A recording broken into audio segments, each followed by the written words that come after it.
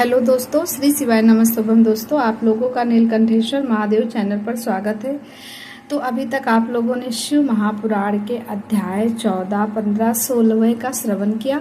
आज हम अध्याय 17वें का पाठ करेंगे और आप लोगों को भी पढ़कर सुनाएंगे। तो हे महादेव, जो कोई भी आपका ये महान ग्रंथ देख रहा अथवा सुन रहा है, उसके सिर पर आप अपनी कृपा दृष्टि अवश्य रखना। दोस्तों, ये कोई मामूली ग्रंथ नहीं है। मात्र इसके श्रवण कर लेने से हमारे द्वारा किए गए अपराध जो है सब नष्ट हो जाएंगे। तो कृपया वीडियो को पूरा सुनना। 17वें अध्याय में बताया गया है कि रुद्र की नेत्रा अग्नि से काम का भस्म होना, रति का विलाप, देवताओं की प्रार्थना से शिव का काम को द्वापर में प्रघुन्न रूप से नूतन शरीर की प्राप्ति के लिए वर देना और रति का संबर नगर में जाना। ब्रह्मा जी कहते हैं, मुने काम अपने साथी वसंत आदि को लेकर वहां पहुंचा।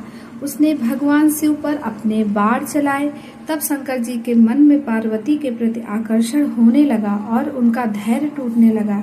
अपने धैर्य का हास होता देख महायोगी महेश्वर अत्यंत विस्मित हो मन ही मन इस प्रकार चिंतन करने लगे। शिव बोले, मैं तो उत्तम तपस्या कर रहा था, उसमें विघ्न कैसे आ गई? किस कुकर्मी ने यहाँ मेरे चित्त में विकार पैदा कर दिया? इस तरह विचार करके सत्पुरुषों के आश्रयदाता महायोगी परमेश्वर शिव शंका युक्त हो संपूर्ण दिशाओं की ओर देखने लगे। इसी समय वाम भाग में बाण खींचे खड़े हुए काम पर उनकी दृष्टि पड़ी। वह मूढ़ चित्त मदन अपनी शक्ति के घमंड में आकर पुनः अपना बाण छोड़ना ही चाहता था। नारद इस अवस्था में काम पर दृष्टि पढ़ते ही परमात्मा गिरीश को तत्काल रोष चढ़ आया। मुने, उधर आकाश में बाण सहित धनुष लिए खड़े हुए काम ने भगवान शंकर पर अपना अमोघ अस्त्र छोड़ दिया, जिसका निवारण करना बहुत कठिन था। परंतु परमात्मा शिव पर वह अमोघ अस्त्र भी मोघ व्यर्थ हो गया। कुपित हुए परमेश्वर के पास जाते ही शांत हो गया। भगवान शिव पर अपने अस्त्र के व्यर्थ हो जाने पर ममंथ काम को बड़ा भय हुआ। भगवान मृत्युंजय को सामने देखकर वह कांप उठा और इंद्र आदि समस्त देवताओं का स्मरण करने लगा। मुनि श्रेष्ठ अपना प्रयास निष्फल हो जाने पर काम भय से व्याकुल हो उठा था। मुनीश्वर कामदेव के स्मरण करने पर वे इंद्र आदि सब देवता वहां आ पहुंचे और शंभु को प्रणाम करके उनकी स्तुति करने लगे। देवता स्तुति कर ही रहे थे कि कुपित हुए भगवान हर के ललाट के मध्य भाग में स्थित तृतीय नेत्र से बड़ी भारी आग तत्काल प्रकट होकर निकली। उसकी ज्वालाएं ऊपर की ओर उड़ रही थी। वह आग धू धू करके जलने लगी। उसकी प्रभा प्रलय अग्नि के समान जान पड़ती थी। वह आग तुरंत ही आकाश में उछली और पृथ्वी पर गिर पड़ी। फिर अपने चारों ओर चक्कर काटती हुई धराशायिनी हो गई। साधो भगवान, क्षमा कीजिए, क्षमा कीजिए। यह बात जब तक देवताओं के मुख से निकले तब तक ही उस आग ने कामदेव को जलाकर भस्म कर दिया। उस वीर कामदेव के मारे जाने पर देवताओं को बड़ा दुख हुआ। व्याकुल हो, हाय यह क्या हुआ? ऐसा कहकर जोर जोर से चीत्कार करते हुए रोने बिलखने लगे। उस समय विकृत चित्त हुई पार्वती का सारा शरीर सफेद पड़ गया। काटो तो खून नहीं है। वे सखियों को साथ ले अपने भगवान को चली गई, अपने भवन को चली गई। कामदेव के जल जाने पर रति वहां एक क्षण तक अचेत पड़ी रही। पति की मृत्यु के दुख से वह इस तरह पड़ी थी मानो मर गई हो। थोड़ी देर में जब होश हुआ तब अत्यंत व्याकुल हो रति उस समय तरह तरह की बातें कहकर विलाप करने लगी। रति बोली, हाय मैं क्या करूं, कहाँ जाऊं? देवताओं यह क्या किया? मेरे उदंड स्वामी को बुलाकर नष्ट करा दिया। हाय हाय नाथ स्मरण स्वामिन प्राण प्रिय, हाँ मुझे सुख देने वाले प्रीतम, हाँ प्राणनाथ, यह यहाँ क्या हो गया? ब्रह्मा जी कहते हैं, नारद इस प्रकार रोती बिलखती और अनेक प्रकार की बातें कहती हुई रति हाथ पैर पटकने और अपने सिर के बालों को नोचने लगी। उस समय उसका विलाप सुनकर वहां रहने वाले समस्त निवासी, वनवासी जीव तथा वृक्ष आदि स्थावर प्राणी भी बहुत दुखी हो गए। इसी बीच में इंद्र आदि संपूर्ण देवता महादेव जी का स्मरण करते हुए रति को आश्वासन दे इस प्रकार बोले। देवताओं ने कहा, तुम काम के शरीर का थोड़ा सा भस्म लेकर उसे यत्न पूर्वक रखो और भय छोड़ो।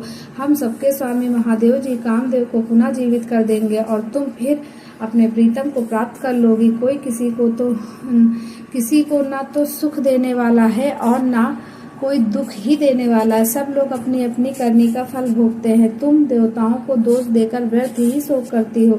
इस प्रकार रति को आश्वासन दे सब देवता भगवान शिव के पास आए और उन्हें भक्ति भाव से प्रसन्न करके यो बोले। देवताओं ने कहा, भगवान शरणागत वत्सल महेश्वर, आप कृपा करके हमारे इस शुभ वचन को सुनिए। शंकर, आप कामदेव की करतूत पर भली भांति प्रसन्नता पूर्वक विचार कीजिए। महेश्वर काम ने यह कार्य किया है, इसमें इसका कोई स्वार्थ नहीं था। दुष्ट तारकासुर से पीड़ित हुए हम सब देवताओं ने मिलकर उसे यहाँ काम कराया है। नाथ शंकर, इसे आप अन्यथा न समझे। सब कुछ देने वाले देवगिरी सती साध्वी रति अकेली अति दुखी होकर विलाप कर रही है। आप उसे सांत्वना प्रदान करें। शंकर, यदि इस क्रोध के द्वारा आपने कामदेव को मार डाला तो हम यही समझेंगे कि आप देवताओं सहित समस्त प्राणियों का अभिसंहार कर डालना चाहते हैं। रति का दुख देखकर देवता नष्ट प्राय हो रहे हैं, इसीलिए आपको रति का शोक दूर कर देना चाहिए। ब्रह्मा जी कहते हैं, नारद, संपूर्ण देवताओं का यह वचन सुनकर भगवान शिव प्रसन्न हो उनसे इस प्रकार बोले। शिव ने कहा, देवताओं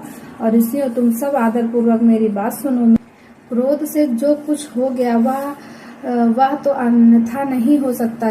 तथापि रति का शक्तिशाली पति कामदेव अभी तक अनंग शरीर रहित रहेगा जब तक रुक्मणी पति श्री कृष्ण का धरती पर अवतार नहीं हो जाता।